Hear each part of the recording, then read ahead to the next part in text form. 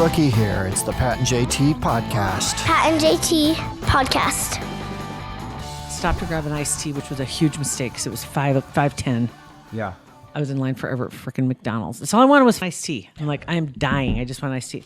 She'll just wait till you get home. You can have ice water. I want an iced tea, now. And so Fast food isn't fast food anymore. And so by the time I got through that line, it was damn near 5:30. It took me almost 20 minutes to get through the line. I'm telling you, welcome to our podcast, by the way.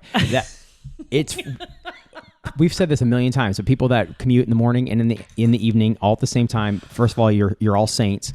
But if it hits you, like you just said, you're thirsty, you wanted iced tea, just pull through McDonald's quick to get it. That's all I wanted. I don't know what the heck takes so long. I have no clue what takes so long. I was thinking, so where is the 12 items or less aisle for McDonald's? You know what I mean? You've got that at the grocery store. If all you want is one thing. Ooh, that's a good idea. Can we have a lane just for one thing? I just want one thing. Because I got behind 3 minivans. Yeah. And there were a lot of heads bobbing around and a lot of arms waving around. There were kids going over and back and forth on the seats. Yeah. And I was like, okay, there also should be a rule about going through the drive-thru if you have to order more than 6 meals. I like it. We are like a communist state now. You can't. I've gotten out of the drive-thru if somebody in a van or an SUV pulled up and there are like more than the driver, passenger, and like 2 people in the back. I couldn't insane. Get out because the one I was at is at 168th and Maple, right around there by the Target. Okay. So I get it. It has the 2 lanes going in, and then you have to like zipper file in as they take your orders, so you don't mess up and get the wrong order. And everybody follows the rules fine. It's all good. That's all fine and dandy. But when you go to pull up, and then all of a sudden you reach that point of no return, you can't get out of line. I haven't reached the point where I could order yet, but I can't get out of line. Can't back out. You don't want to drive over the landscaping. Yes, that runs up there on 168th and Dodge. 168th and Harrison, that runs the exact same way. You get to a certain point, you haven't ordered yet, but you can't get out of line. Yeah. And then you realize how slow it's really moving. I don't know what it was taking, but I think it was just simply people ordering a lot of stuff because it was like the drink tray with the ice cream and the drinks. There were 2 drink trays that went across. There was a big bag and another bag. How about the lady that is in front of you and she goes, "Hold on a minute," and pulls out a list. I like that one, and I think you've said this before too. When you pull up to McDonald's and order when you're ready, and the person ahead of you hear them say, "Okay, just a second." It's McDonald's. And then you hear what they order. I'll just take a hamburger and fries. You know what? You better get something exotic if you're thinking of.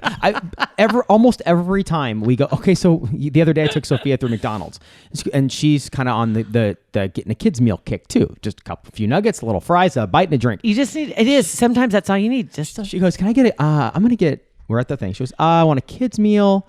But ask her to make it a 6-piece with a medium fry. I'm like, dude, just get the regular meal then. That is the meal. I said, do you want the toy? Well, no. Well, then what? Then what are you doing? You can't customize a kid's meal. No, it's going to be $12.50. It's a kid's meal. The only customize you can do is what? Apples or fries? Yeah, and she's not getting apples. Right? No, heck no. Nope, I'm with you. All I wanted was iced tea. That's all I wanted. And I'm thinking we need to have that lane. That's a great idea where it's a one item. Just one thing. I want an ice cream cone. Yeah. I want a sundae. I want an iced tea. And we know what we're getting. Yeah. In my opinion, IMHO. The food doesn't need to be made like right now. I don't care if I know what I'm getting. Under a sun lamp? I couldn't care. You know what? I couldn't care less. You know what? When they get going too. I hate bagging on fast food because I love fast food. So do I. But went through. I'm trying to think where I went, and I got the junior. It doesn't even matter. But I got the junior cheeseburger. That's all I wanted. It was just a bite. Little guy. I get it. The cheese wasn't melted. Not even close. And the burger wasn't warm. That's kind of gross. That torqued me. Yeah. Because that taste is not. So I took one bite and I was like, so I had to wait till I got home. Yeah. Just to nuke it a little bit. Which that's unnecessary. And that's awful. Hard to believe. It's hard. You cannot nuke. At least it doesn't taste the same. It just doesn't taste the same. But I would rather because I know what I'm getting. They work in a hurry and it's like I'll wait till the cheese melts. Either if you're behind. Either I'll wait, but I would rather know that the stuff was made 10 minutes ago and it's been sitting under a heat lamp for 10 minutes so I can get my food in 2-3 minutes instead of waiting for 10 minutes. It doesn't have to be made fresh. No, I mean, it's not. It's not mom's house. No, It's not. McDonald's. It's McDonald's and it tastes delicious. Right. I don't care if you're fresh. I know. Oh my God. So, last night we went to the batting cages, went to Boulder Creek. And we're still working off some tokens that I've had for a year and a half of the batting cage. Sophia's trying out for fall softball team today, so we had to get some cuts in yesterday. So nothing like waiting until the last minute. Right. You know, yesterday She just found out procrastination day. It was not procrastination day. It was. But we just found out about the tryout the day before. So actually, we were acting quick. Okay. So we were acting quick on it. How did that happen? Because my brother was contacted by a coach that needed a couple players. Oh, okay. So it was like a last minute deal. So we went and took some cuts, and it's been a minute since she swung the bat. And I have video of her after, I don't know, 30 or 40 swings, sitting down and her hands shaking, like her muscles. It's funny. I remember when I went to the batting cages, what was it, like 5 years ago? It's probably about 4 or 5 years ago when I was playing. I got to finally play on the softball team. Mm-hmm. That's what it was, because they were like this. They were short players. And so they came looking for warm bodies. That's right. And I said, yes, I'll play. But I remember going to the batting cage and we swung quite a few. And I ended up with a little blood blister, a little blister on the palm of my hand. Right there. On the heel of my hand. It can hurt, especially if you does. don't do it ever. It's hard. And I even had a glove. Listen to that. That's the name of our podcast. And I even had a glove.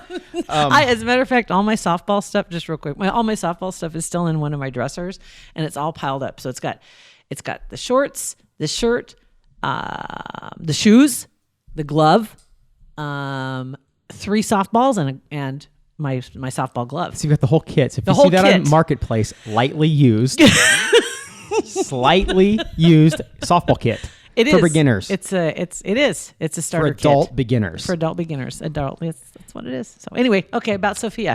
She did good. It was hot. I'm not sure. Did you take some swings too? Well, that's where I'm getting. Yeah. Oh, okay. It's because I'm there with her and Bennett and Claire, my niece, and then Sophia, the boy that she is seeing. Took him. Yes. You can't know. I can't say that whole sentence without. They're the boy she hangs out with. Hang out. They're buddies. We'll just do with that. Okay. They're buddies. So we went there, and she, after about 15, 20 swings, she's like, "It's hot." I'm like, "Man, this is the beginning, first practice before the season's even started. This is not gonna be a long-term endeavor, I don't think." But then we did the slow pitch, faster pitch, and then Bennett looked down at the baseball ones, and he's like, "Dad, I bet you can't do the fastest pitching machine here." I'm like, you know what? Sure, I can. Whatever. So I went down. I looked at the speeds, and the one right next to the softball one, it was like 45 to 50. I'm like, that's no not big bad. deal. The next one was 55 to 70 or whatever, 55, Yeah. 65, and the very one on the end was 78 to 80. And I'm Right. like, and I said, I'll do this middle one. I just don't want. He's like, no, you said you could do the fastest. The 80-mile-an-hour one. Now, isn't 90-mile-an-hour? That's pretty darn good. If somebody could throw a 90-mile-an-hour ball. You could probably somebody could tickle throw the majors one. a little bit. Let's just say being able to throw a 90-mile-an-hour ball and be able to throw one and hit the target you're aiming at are two different things. That's where you make the big bucks. Right. Okay. So So I went in and I actually had Sophia video it for insurance purposes. Because my pivot butt cheek is sore today. I made a couple contact. That ball's coming. Like the first time I'm sitting there and I got her buddy, Bennett, and Claire all sitting there watching me, and I'm thinking this is no big deal. did you let a couple go by and just kind of calculate? That was the first gauge one. It? I didn't swing at the first one. No, That I was wouldn't the either. one where I'm looking at the pitching machine and I see the arm go like this, and I hear, and then I turn back. I'm like, oh god! It went just blew right past me. And so I got a video on there, and there were a couple where I thought I threw out my back, like the bat carried me, and I'm using a little tiny blue bat. It's like a 27 incher. Well, see, now that's not good either, though, because that wasn't fair to you. Right. Thank you. Say that. I'm not saying that a heavier bat would have helped me get it around faster. No, I was going to say it is kind of a distinct advantage having the little bat that Right. you're just like winging around there quickly, but you should have, And for anybody that's ever done, it still feels weird if you have a really small bat though when you go to swing it. Yeah, because you're not, the meat of the bat's not over the right spot. But to the people that have done batting cages for a considerable, I did them forever when I was younger. But when the batting cage plays a joke on you, and for some reason a ball's not queued up to be thrown, because normally the arm swings around, and right before it launches, the ball rolls on it and it launches it. Sometimes it's a clog, and there's a ball doesn't roll down, and it will just fire a blank, and you're, 'cause you see the arm go and nothing. And you like Everything fires regardless, right? I have like one of those is on video last night too, where I literally went, oh god! 'Cause I was in my head, I was thinking, okay, I'm gonna time it. I know I won. Yeah. 2, like the first couple ones, I count 1, 2, 3, swing. 1, 2, and I'm thinking that one. 1, 2, 3, fire blank. Oh! That's When where I hurt my back. That's where you get in trouble though, because you were timing it. That's cheating. Why? That's what you're supposed to do when you're playing ball, because you with the They knee don't kick do up it and at the. You think that's what you're supposed to do. Don't you know their rhythm? Yes, and that's why a changeup or a slider really messes with you, because normally you know their rhythm, and then they switch it up, and you twist yourself and then into you a do hole. what you just did. Maybe that's what they were doing. That was a changeup. A batting something. machine changeup. Yeah, the Boulder Creek batting machine changeup. Yeah, so I'll post that video of the swing and a Please do. And actually, you should attach it to the podcast we did with Garen, so she can see it too. I actually thought about Garen Austin. I'm was available. On, she's sideline reporter. You never know when they need somebody to pinch hit or for something. the Red Sox, and had some great comments on there. And there were quite a few people that are familiar with her work, by the way, and had some really nice complimentary things to say about the job that she does on the sidelines. But she was a lot of fun to talk to. She's a hometown girl. And just kind of fun to get to know her a little bit better, hear more about what she's been up to and how's life on the East Coast. But she doesn't spend much time on the East Coast. Yeah, she's all over the place. Traveling all the time. Rough gig. Saw yesterday, Number Neighbor is gaining traction. I saw it reported in a couple of newscasts. Our number neighbor is a jerk, because our number neighbor didn't. So if we went up a number and they didn't respond, should we go down a number? Might as well. Chances are they don't know each other. Then I'll do that right now. So the neighbor thing is your phone number, exactly the same number except the last digit either go up or down 1, and then you send a text and say hi to your number neighbor. And apparently some really funny conversations have happened because of this. Weird thing, I heard one person telling the story too about somebody sending something to the wrong phone number. Like they sent a picture to somebody. They what's his phone number? And I'll send him a picture. They send it. They don't hear anything back. Come to find out, they sent it to the wrong number. Yeah. 1 digit off. And it turns out that person knows somebody that knows one of the other people that's in this group. What are the odds? What are the odds, really? But kind of interesting, though. The little number neighbor thing is making waves. So people are meeting each other. Okay, some people don't appreciate it. Some people do. Texting 402-403-9479. Okay. Hi, neighbor. Hi, number neighbor. And that, by the way, our number, 9478, is the number you can call, leave a voicemail, or text us. Yeah, there's a funny, and I won't say the actual words because it's cussing, but there's a picture going around, a meme or whatever, of a number neighbor contacted this guy, and he's like, hey, number neighbor, and they're back and forth. Who's this? Oh, this is number neighbor thing. Explain the number neighbor thing, and the guy's like, oh, that's weird, LOL. The guy said, hey, well, everyone's doing it on Twitter. You want to play 20 questions? And that's like, the guy that he reached, the guy that he called or guy that he texted to, yep. says, oh, you know what? Hey, let's have some fun. I'll go ahead. Let's play 20 questions. Yep. And the guy's like, yeah, sure, you start. And the guy reached out first, said, okay, what's your favorite food? And the guy responded, pasta. And then he asked his question right after that. That's why you got to be careful with the number neighbor game. Have you ever been blankety blanked? In the blankety blank. In the blankety blank. And the other guy went end away. of game. The other guy went away. You got to be careful, man.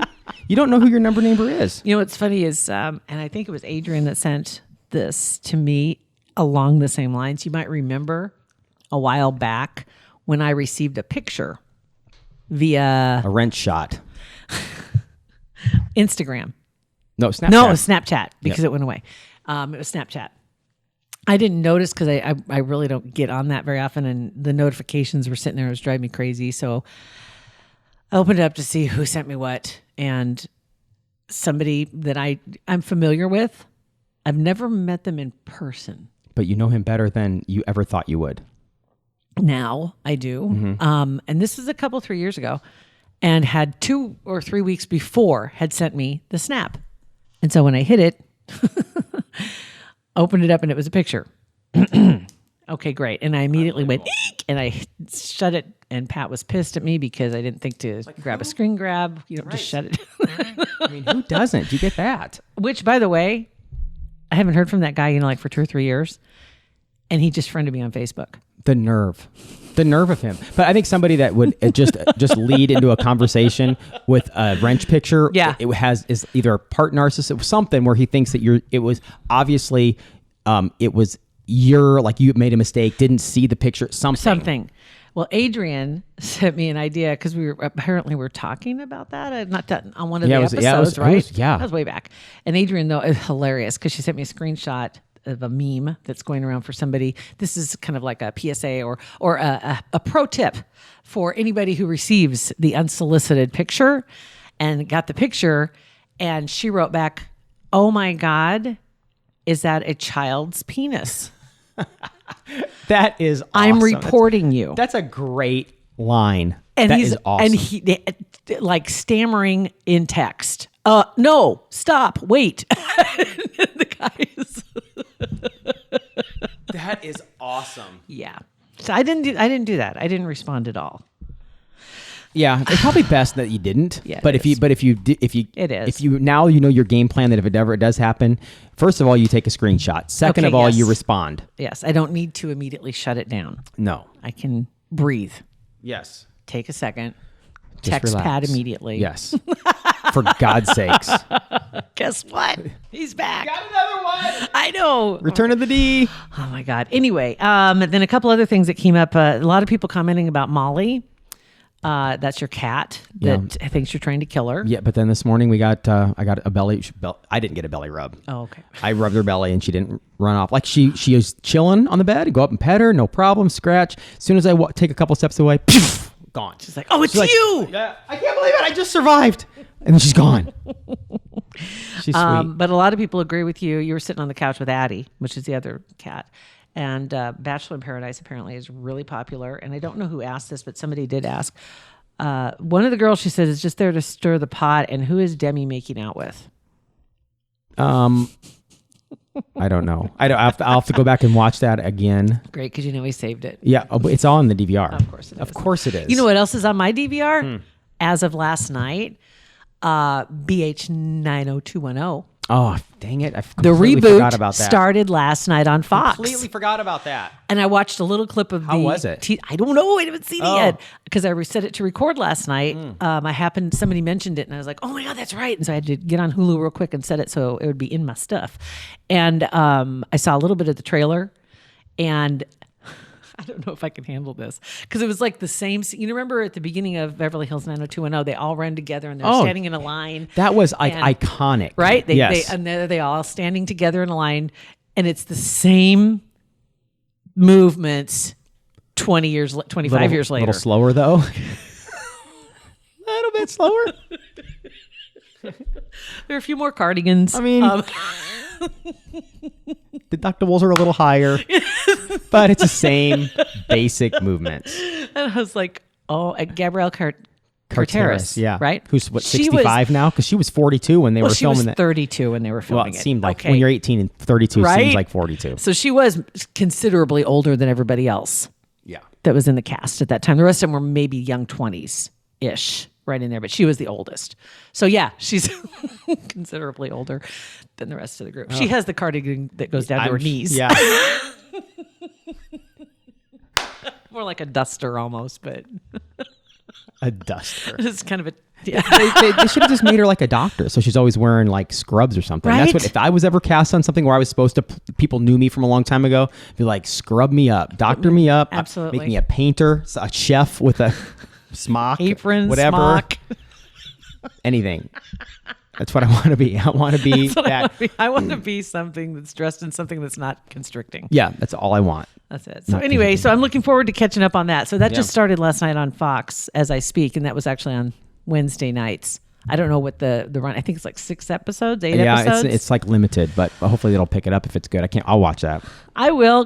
The funny thing is most of and I don't even know who is anybody not on it. Did Shannon Doherty come back? I don't know. And I know that Luke Perry wasn't scheduled to be on it before he passed away. So there probably are other ones that aren't. But I don't know for sure, to be honest with you. Ian, what's his bucket? Ziering. Sharknado. Yeah. I like him. Yeah. I like him because he doesn't take himself seriously and he has obviously.